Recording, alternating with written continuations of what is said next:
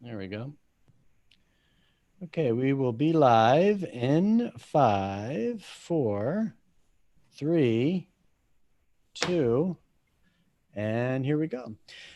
Hey everyone, welcome to today's Fixed Ops Strategies webcast panel discussion. This is one of 6 different webcast panel programs that we conduct here on Auto Conversion under our Auto Retail Marketing webcast series. Let me get rid of the duplicate audio. Oh, you know what? Panelists, you might have audio coming through on your side. Yeah, it sounds like it's coming through delayed. Okay, I found it. All right, I found it. We're good to go. Okay, starting all over. So you're at our Fixed Ops strategy session. Like I said, it's one of 6 different webcasts we conduct weekly here on Tuesdays as part of the Auto Retail Marketing webcast series. I'll give you a explanation on instructions on how to get involved with these in the future. But today we are focused on gender balance in the service department, why, and even get into a little bit of how. I have some great panelists lined up. We have Roger Conant from Group 1 Automotive. We have Ron Overs, publisher of Fixed Ops Magazine, here as well. And Ed Roberts, familiar face with this program, Fixed Ops Director at Bozard Ford. They are, you'll be able to see their videos in just a moment. I'm Ryan Girardi. Today is Tuesday, July 21st, in the middle of summer. It's been a good summer so far, relatively good. Considering, but thank you for joining us. This is streamed live, so you can see we're on a Zoom webinar. It's streamed live under a YouTube channel. Little public service announcement. We used to stream on our company YouTube channel for Auto Conversion. We are now streaming to our Auto Converse YouTube channel because that's more specific to how we are connected and the way we get around. This is recorded. They used to be featured on the Auto Converse podcast, but I've been talking about this, and we'll be releasing these conversations on the Dealer Talk podcast, which is produced and hosted by Herb Anderson. Once the live stream ends, the recording is only available with the link, and the best way to get the links to the recording so you can watch them on demand is to be subscribed to our YouTube channel. So take a moment to do that if you haven't already. So I'm looking forward to getting this discussion started. Like I said, we have Ed Roberts, we have Ron Overs, and Roger Conant. Welcome, gentlemen, to the program. Thank you. Glad to be here. Thanks. Now, Ed and Ron are in Florida, not too far from each other, near and about the St. Augustine area. And then Roger is in Houston, and both states are getting their share of media attention, unfortunately, due to the novel coronavirus. Let's start this off. Ed, you're a regular. You are our official dealer advisor to the program. Why don't you just give us a quick update on how things are going there at Bozard Ford? Anything new that you could share as well? Well, like you said, unfortunately, Texas and Florida is still in all the headlines with the resurgence of corona. So we're all adapting to that and wearing face shields and masks and all that stuff to go along with everything. We got temperature scanners at the front of the place. I would have never thought come January that we would be as different as we are mid-year, but everything we do is different today. And we've always been a perception type business, how are we perceived out in the industry and with our customer base. And now it's a perception industry based on safety. And it's just every element of our business has changed over the last 6 months. We still do the same thing. We still service vehicles, still take care of customers, still sell them, still start the circle of life all over. But how we get there is different. Yeah. And like you said, perception is reality. It's kind of cliche, but it is. And we're going to get into that as we talk about, the gender balance and what that perception looks and feels like in the operation. But yeah, you've had a lot of developments. It's been fascinating to hear some of the protocols you've implemented, and as things have returned, you've got the mobile service vans. I assume is that picking up for you? Is that becoming more in demand? I think, no thinking about it. We're going to have our busiest mobile week ever this week. We will probably surpass our busiest week tomorrow. We have been the more that's out there, the better it's received. Customers, it is a huge shift. Pickup delivery was helpful, but mobile service is the next big thing in service industry. If somebody will embrace it, if other people embrace it, it certainly will be. Let me check the live chat, folks. If you're on the live chat, I'm going to be checking there in just a moment. I'm going to put the panelist names in here. But I'd like to get things started. The premise here is that, as we were just talking about it earlier in the year, when the coronavirus hit and we went on quarantines and lockdowns, service centers dramatically reduced their staff to cope with that in response to that. And they had very little time. The leaders, like Ed, had very little time to adequately evaluate which advisors to retain and to serve for what level of business. There's a lot of confusion, and we're dealing with a moving target. And while there's no immediate upside to any of this, and for right now, we're in it for the long haul. I think we've been talking about, a lot of us realize we're in this for the long haul. Some things will never return back to normal. But it does present an opportunity for service centers to reinvent themselves in many ways. And one of those ways is to focus on gender balance and having some level of the male-female ratio be more imbalanced. Because I think we're going to get into this, it's kind of accepted to be even under 20%, 80-20 there. So Ron, as publisher of Fixed Ops Magazine, here's what I think would be great. You just came out with your new issue today. Congratulations. It's every issue covers a 2-month period, right? That's right. So you have July, August just came out. Okay. It's we are constantly looking for, and what's interesting about Fixed Ops Magazine is we're not the bad news reporters, and we don't look to find out to say, here's a crisis and let me tell you about the crisis. Our job is to say, here's a crisis, let me come up with a solution for you. And so we're constantly looking for ways to make things better. So we don't like this. I probably saw articles on gender balance back from the first day I was working with folks here with Fixed Ops Magazine. And so many of them were like, hire women. And it was like, why? Give me a reason why. And because we don't have enough of them doesn't make the right answer for me. Okay, the right answer is it's the right thing. And give me the reasons why it's the right thing. And so it's been really interesting. I think we turned down probably 4 or 5, maybe 6 articles that we just didn't print because they just didn't tell the story. And Roger came along and he's got a passion for this. And what we look for is passionate people about a subject matter. Like Ed, like yourself, we find people that are just great at what they do. And then we tell their story. I think that's what makes Fixed Ops Magazine kind of unique from everybody else. We're not just giving you the news, because the news a lot of times is pretty bad stories, right? We give you the news and then a solution to the news. That's our hope, is to say, here's a solution to move you forward. So again, in meeting Roger, and I'm not sure, Roger, where I've met you first, but it was through Ted Ing's roundtable, I believe, that we kind of came in contact with each other. And as you know, Ted's got another roundtable coming up September 24th. So if you haven't marked your calendar, do it. It's a wise use of your time, to be involved with that. But this is where, what I call the thought leaders really line up, and they come out there and they tell you what they've learned and what's working. And Roger's one of those thought leaders who really has taken some time to think this whole gender balance, which is the term we kind of came up together with, talking this thing through, that this isn't about hiring women. This is about getting a balance right in your department to make things really, really work long-term for you and make sense out of all of that.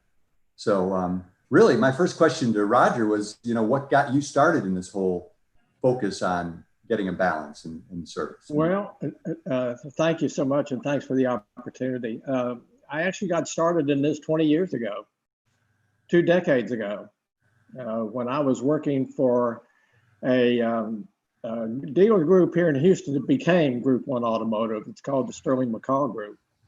And I was working a special program that they had you have to be closed 1 day a week in Texas, and most dealers choose Sunday to be closed. And I convinced our group there. I was an independent contractor, wasn't working for them, but I sold them a program where we actually sat on the lot on Sunday with a greeter and exchanged a scratch card for them to come back as a be back during the week. And I had to sit on one of the Sterling McCall dealerships, and I started noticing that about 85% of the customers were women. And finally, I thought, well, and I finally started to ask them, well, why are you here? And their basic answer was because they're not. And that got me started. And looking at an industry, there are two industries that are still lagging behind insofar as some sort of balance, and that is the tech industry and the automotive industry. And I started to do work in this 20 years ago, and I always thought I had the wind at my back. Back then, it was a more novel idea. I think today it's necessity. And it's just something I latched onto, and it is not about doing the right thing. It's about doing the effective thing. And that's how I got started with it, and I just hadn't let it go. Well, you've done a good job, and you got a lot of us thinking about something that, like we said, in a way that makes good sense to do. And obviously, Ed is a proponent of this, just simply by looking at the results in his place. Ed, why don't you tell us a little bit about your balance of males to females in your service writer or your departments? Well, I think now, because as we prepare for our grand opening coming in the next 60 days, we've brought a couple people in, and I believe I'm just over 50% now in female. But quite honestly, we didn't set out to balance our service department with gender. We set out to build complete teams, and we are a very team-focused store, from the front side of the business all the way to the back side of the business, all the way down to detail, from sales to detail. And you can't pair two of the same people together and expect to improve results. You got to have some opposing strengths. And I don't want to talk about weakness and strengths. It's strengths and opportunities. So opposing opportunities and opposing strengths. And we are different animals than females. And there are some things that they do differently than us. They're better nurturers than we are. And to really enhance the team element of it and to put a complete team together, finding those people that fit turned out to be female. And it has been very well received. But the proof's in the pudding. And our VIN share 8 years ago was right around 30%. And VIN share is how many of the VINs in your market area that is of your brand that you service. And so it was 3 out of 10 that would come in here to get serviced. And today we're almost 8 out of 10. So we have certainly turned a cycle on that.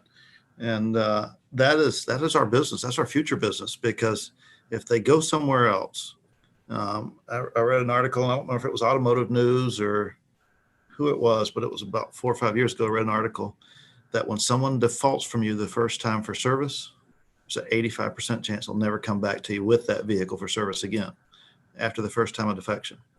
So the idea is to prevent them from defecting, and you keep that circle of life going, because I mean, just think about it from a restaurant standpoint. A lot of us have our favorite restaurants, but they may not have the best food. They may not have your favorite entree or whatever, but you go there because you're comfortable there. You know the people there. You got rapport with them. And the same thing here. You build rapport. People don't do business with Bozard. They do business with Crystal. They do business with Natasha. They do business with Don. They do business with Alex. And you got different ones that gravitate to different ones. I got all my hot rodders. They kind of gravitate towards Alex. So each one of them has their own different strengths, and it fits. There's somebody for each one of our customers when they come in for them to relate to, whether they're male or female. So we didn't set out to get there, but to complete the team, that's what it took to get there. Clarify, either Roger or Ed. The idea of gender balance isn't, because as you said, 65% of your customer base is women, it's not saying that women prefer to to interface with other women. That's not what this is about, right? Correct. And I think that's obvious to most people, but I wanted to just at least clarify that. Well, there's differences with women and men on that. I mean, some men want to deal with women, some women want to deal with men, and vice versa. In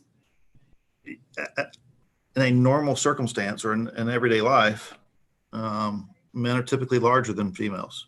And so sometimes with certain females, there's an intimidation factor to go in and see that guy that's towering over them. But sometimes they're used to taking control and they want that person. They want to take target at them. And not for that reason, but for other reasons. So there's a wide range of why, and it isn't necessarily to meet female to female when they come in. It's to have someone that person can relate to and feel comfortable with. And it's pretty well assumed that in a mostly male environment, women customers generally feel better about just the experience when they see other women. A lot of this research is anecdotal because, to tell you the truth, the retail automotive industry is always focused on the customer and done very little research on gender, not male versus female, but male and female. But Ed's team approach offered both strengths, because women have strengths that men don't, and men have strengths that women don't. And when you get a team of a man and a woman, then you pretty well offer both sets of strengths to any customer, gender at all. Another thing from experience that I can tell you guys, I bought a tool franchise about 15 years ago. And my intent was to learn that business and then put my wife on there. And the biggest thing with a tool franchise is working your receivables. It's easy to sell the tools because they sell themselves. People need them. It makes them more effective, more efficient. But the tougher part is to collect your money, because it's your money that you're putting out there. It's not the tool franchise's money. That's your receivables. It's our floor plan. So you target a 65% collection rate every week. That's your target. If you exceed that, you're kind of doing good. Well, my target was, let me go learn this business, and then I'll put my wife on there and let her run it. Dudes don't like to tell women no. They don't like to tell women they don't have money. And I ran a 72% collection rate when I ran the tool business, and then I put her on it, and I ran about 95% collection rate. Just because they go borrow $20 from their buddy or whatever else, they're not going to tell the tool chick that they don't have any money. They're just not going to do it. So there's different ways that you relate to them. But that was one of the things early on that kind of said, there's something to this. So Ed, what are you looking for? What are the attributes of the people that you're trying to bring into Beaux-Arts to be on teams? Well, when you start out building a team, you hire someone that kind of has the same values of what you're looking for. And then you hire around that person to complement them. Well, as we're established, you know what your opportunities are, because you should always be chasing your opportunities. And when you think you don't have any, that's when you're backing up. So it really depends on, each team is different, and what strength that team is missing, or what areas of opportunity that team has. And our latest hire is a female, and I have her paired up with a dominant female team. There is 3 females and one male there. And it isn't because I wanted it to be that way. It's just because that's the strength they bring to the table. Roger, in the article, you had asked Ed about the keys to success. Ed, do you remember your response to Roger about you gave 2 keys to success? I don't remember what's verbatim that I gave him, but one of the things that I'll talk about keys to success is trust. And trust is a big element of getting anywhere. And that starts with building rapport. And that starts with having someone that you can relate to, and getting rid of the intimidation factor. And rather than having someone bark orders to you, but somebody that you can communicate with and have a conversation with. But trust is the biggest element of that. How do you as the director, how do you help the team foster that trust? So each team needs you can have all the different strengths. You can have all the right pieces there. I mean, it's kind of look at what New England Patriots have done. They have all the elements, but they find a way to build off each other's strengths, and they build a team with lesser named players for the most part. They got Brady or had Brady, but other than that, they would take everybody else's rejects and still come back and kick everybody's butt. And it's the same thing here. Each team needs kind of somebody to kind of set the direction. Everybody can't have build their own little kingdom, and you do your stuff, I do my stuff. They got to work together. There's got to be some intermesh. So somebody in that team's got to take the lead. And Crystal's in the magazine there. She's one of the first pictures there, but she's the one that kind of does that from a female standpoint. She understands what we want to do, and she brings it to light, and she gets everybody singing on the same page, and she has figured out what different guys' strengths are, and that's what she pulls them into. But for it to happen naturally, somebody's got to lead it. There's got to be that quarterback, and each team needs that. And for the team that she's on, she's the leader. The other team is Mary, and the third team, it's Alex. And so rather than reaching out to a manager, they reach out to kind of their lead person. Hey, what do we do here? How do we do this? And he kind of knows where those strengths are. Maybe they'll shift it around. Maybe they won't. Maybe he'll give them some answers. Let me ask Ed, if I can, a question, because I think it'll open it up a little bit to people that may be listening. Ed, if somebody, as a result of this podcast, gave you a call and said, I'm interested in getting more gender balance in my dealership, in my service lane, what would your advice be to them? Well, if there wasn't travel restrictions, I would tell them, and Ron can speak to this firsthand. I can talk about it all day long, and a lot of people ask me, why do you give everybody a recipe? But putting it into practice is a totally different element. But coming here and seeing it fit together, that's what allows you to see where they could be impactful. But to just hear it and think, okay, well, what does that really mean? How do I pair up strengths or whatever? This person's good at selling tires. This person, that's not the strengths I'm talking about. It's interpersonal skills. Mm-hmm. And sometimes you have to see it to really understand it. So I would invite them into the store. And prior to COVID hitting, there'd be people in the store frequently visiting us, and there's things that we can learn from them. Sometimes I'll go visit them because we don't have all the answers. And this is a copycat business. And if I can learn something from somebody else, I'm glad to share with anything that we do, because a healthier daily body out there is healthy for all of us. Ed, I have a question that came in while you were talking, asking how do you recruit females into the service department? Are you getting applications on females, or do you have to do something intentional to get more women to be interested in the opportunity? So I'll answer that twofold. One, no, we don't do anything to drive females in. So if I run an ad, in a rare occasion that we'll hire somebody from the outside to fill a role, I'll interview whoever. And I'm not necessarily looking for a male or a female in that situation. I'm looking for who fits the area of opportunity that we have. And whether it's male or whether it's female, it rolls that way. But carrying that past it, the second way I'll answer that is we rarely, because of an expansion, we're adding on 84,000 square feet of business. There is times that you got to hire from the outside, but we rarely do that. Mostly we grow from within, and we grow all positions from within. And so more entry-level jobs, valet type jobs, are male dominant. And another entry-level job would be a call center. Those are female dominant. So you're bringing in a good mix just from the entry-level positions, and people are growing from there. But you have to be committed for the long haul to be able to do that, to grow somebody from a valet or a call center all the way up to an advisor or a service manager or whatever it may be. And Crystal is one of those. Crystal started with me 10 years ago in the call center, answering phone calls. You've gotten a lot of your people on the main line, on the front line, from the call center, correct? Yes. I have a female technician that has moved into the warranty office. I have another warranty person in there that came from the call center. But I mean, they come from all over. But those are the two things that really brings in as a balance. Bring them in at entry-level positions, and different entry levels drive certain genders to it. But as far as how they get in the roles is what fits their strengths.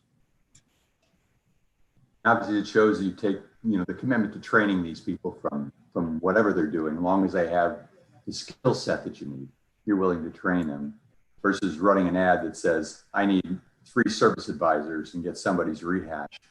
You're taking and doing exactly. When you bring somebody in from the outside, everybody thinks, well, I don't have time to train them. Well, our job is to cultivate culture. And if you're truly driving towards cultivating that culture, you're going to spend time with whoever you bring in.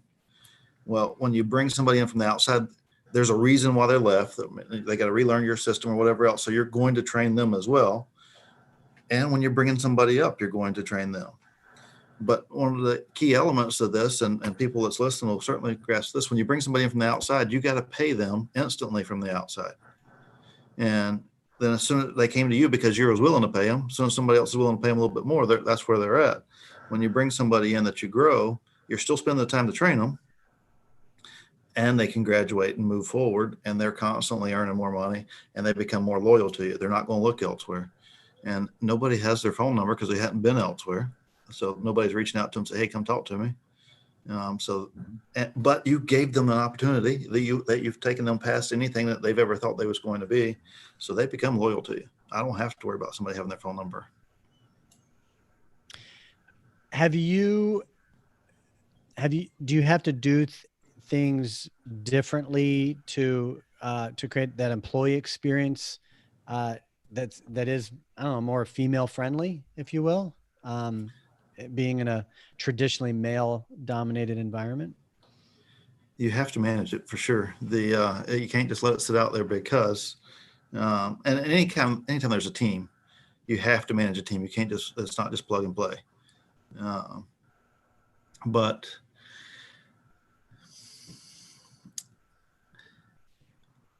Richard Branson said it best, probably, that you take care of your people, they take care of your customers. And if you create the right environment for your staff's going to take care of your customers.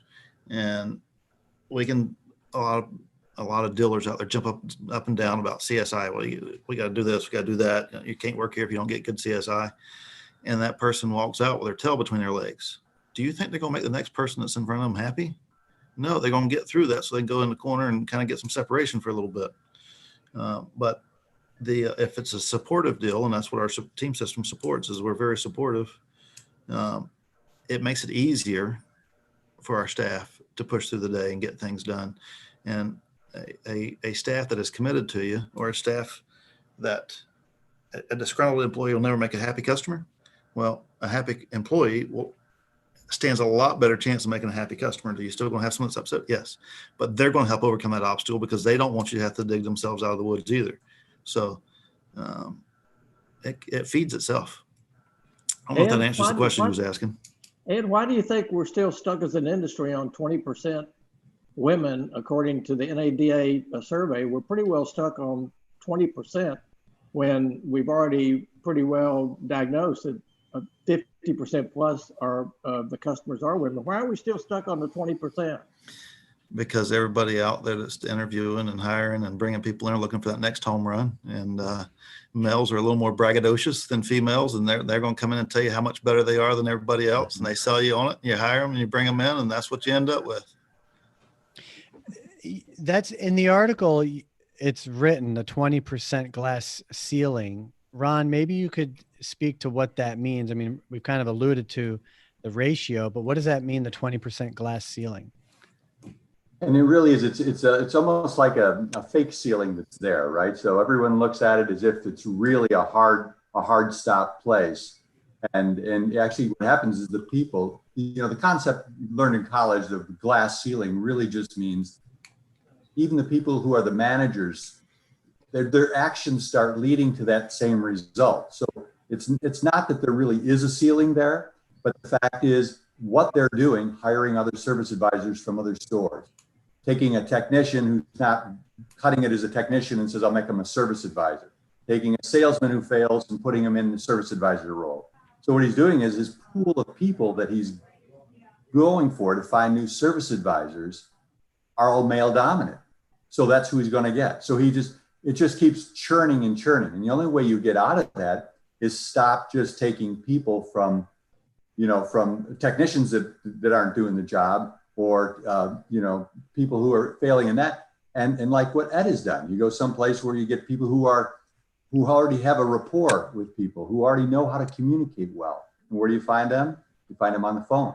And you bring those people with their phone skills and you bring them into service. And you take their phone skills and you give them additional interpersonal skills, and they become great service advisors. And they learn how to, we talk about selling, but selling is really just teaching, right? You're just teaching the customer what they need to know about their car to make it become fit and be able to run well for them when they want it to run. So their job really isn't selling. Their job is simply explaining to a customer what the needs are of their car and what's the best way to take care of those. So, you can do that with someone who has great communication skills. You're gonna have a hard time doing that with a technician who really has, a lot of them are very opinionated on what they think should be done. And now you're overcoming that. No, I don't think you should use that kind of part. You need to do what I tell you to do type of attitude. You're not going to get that with a female coming from a phone, background. So I think Ed's caught on to a good thing. But the glass ceiling really just means it's behavior that leads to the exact same result over and over and over, because you keep going to the same pool of people and trying to say, well, just hire females. Well, there's not enough of them in that pool that you're looking in. So you need to go outside of that pool and find people with the skill sets that actually make successful, service writers as an example. And those people have great intercommunication skills. And then you take those skills and then you add to them the training that's required to get them to know the rest. My whole thoughts on why, going back to your question, Roger, why are we still at this 20% ratio? I mean, the cars are just, they've just kind of a guy thing. Guys just like cars more than women. And over the decades, that industry has attracted men. Doesn't mean women don't like cars. And clearly, women see an opportunity for a good career in the car business and they go for it. But I think that's why. It's just guys have traditionally been more into cars, and then for the car business. So it's almost natural. But for all the reasons we just laid out, we have, the customer base is above, 65% women. And so, we have to do things as an industry to create that customer experience. And one of those strategies is what we brought up today is recruiting and having a balance of gender for all these reasons. Is there anything else, Ron, before we kind of wind down? Any other micro topics that we should address in this conversation? I think this is one that we're going to revisit from time to time. We've talked to Roger about different ways that we can, expand on this in the future, and we're going to be looking at that. But anything that's got to do with communicating with customers in a way that actually makes them feel comfortable in the process. And I think that's what Ed has really caught on to, is when you have a conversation with Crystal, there's nothing that when she finishes a sentence, you don't go, I'm not sure about that. You believe what she said because number one, it's factual, it's true, and it's right. But you find people like that are trustworthy and you can move forward. So we're going to be constantly looking for stories like that, success stories that we can put in the magazine that will say, here's a better way of doing it. If you want to know how to do this, do what I did, which is go down and spend 2 hours, at a successful store and learn what they do. And that's what it took. And, from that, we've gotten several articles and we'll have many more about that. And speaking of new articles, here's a new issue that just got dropped today. Clean, sanitize, and disinfect right there. A lot of confusion about this. And this is why we actually took somebody, an independent writer, and had him interview like 8 different companies and came back and say, does anybody really know the difference between clean and sanitize? Do you really know what that means? If the car's sanitized, is it free of COVID-19? Well, you won't know unless you read the article, but The reality is you need to get in there and read and find out that there's a lot of products out there that, by the way, they'll kill any viruses, but they will also ruin the dashboard and the steering wheel of the car. And if you want to be in the business of replacing those for your customers because you screwed them up because you cleaned the dash with Clorox, you're going to find out that there's a better way of doing this so you can get the job done, keep your customers safe, and make it all work. So we're constantly looking for positive ways to make it work. And that's what this article talks about, is the best and positive ways to do this to protect your customers and their cars and your employees, of course, in the whole process. So we have that and other articles. I mean, there's an article in here about Ted Ings wrote on the difference between supervision and supervision, actually having a vision for your department and sharing that with your people. It's a great article. And then obviously we have one, Les Silver, who's been in this industry longer than all of us combined, I think. And Les is just awesome. And he wrote an article on what's the perfect RO look like? What does it really look like? And let's talk about that and put that together. So we're always looking for really cool, angles on this thing to say, what's a better way to do the job? So we had a lot of fun putting this issue together. A lot of fun, and I hope you all have an opportunity to read it. By the way, this is a free magazine. fixedopsmag.com. Go out there, get yourself on the subscription list. It's free. All of us make all this work because we have great advertisers, and we really look into the products that we advertise and believe every one of them that's in the magazine. And bottom line is get your free subscription and make it work for you. You're going to learn from it every time you read it. Well, I, for one, look forward to reading it. And while you were talking about sanitizing and disinfecting, it brought me back to what we started the conversation off with, that we just got hit 6 months ago with this, as you see here, this cannonball called COVID. And, disinfecting and disinfecting your cars wasn't even, I don't even think that was on anyone's radar. And now it's probably standard operating procedure. So I thought this cartoon drawing perfect, very relevant to where everybody's at right now. So true. Well, I look forward to reading the next the next issue myself. And like you said, it's free. You can go to fixedopsmag.com, and you can access the archives and the digital front. Looks good, Ron. Hey, thank you. Looks very good. Well, listen, no more questions have come in. I think we've kind of gone through that. You can read the article in the previous issue.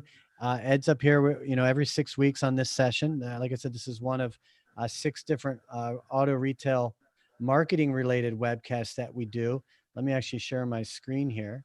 And then hopefully Ron has had a good time today, and we'll be able to see you back here on a regular basis, Ron. I'm happy to come back anytime and share any of the stories that we put together. We put a lot of heart into each one. We really want to make sure that they're believable, that they make sense, and that they're, they really are something of value to people. And I bounce a lot of these off of guys just like Ed and say, hey, what do you think about this? And it's so helpful for us to do that. So thank you again for this opportunity. We really appreciate it. My pleasure. And that's what we're doing here through the whole program, our whole auto retail marketing program.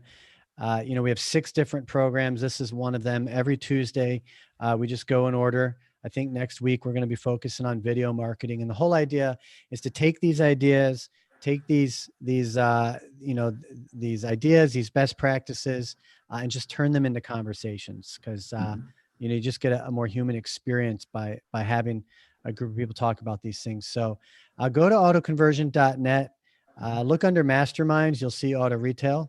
And each of these requires its own one-time registration. So Ron and Roger, now that you're registered with Fixed Ops, you're able to participate in any Fixed Ops session.